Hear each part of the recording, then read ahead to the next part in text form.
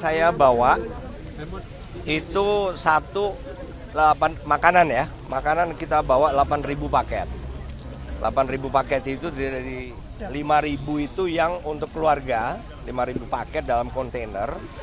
Kalau keluarganya 5 orang, bayangan saya minimal paling cepat tuh mungkin 4 hari lah baru habis. Itu 5.000 paket.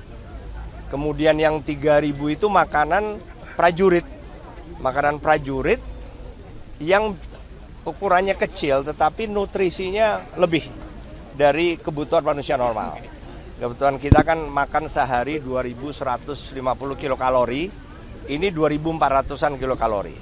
Nah nanti biar dikelola sama Danrem, kemudian berbagi dengan semua relawan yang khususnya yang harus menuju, termasuk media yang menuju daerah-daerah yang sulit, bawa satu.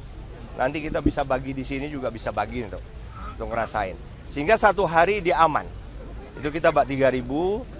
Kemudian juga ada beras 5 ton kita bak sekalian. Kemudian Indomie 200 dus.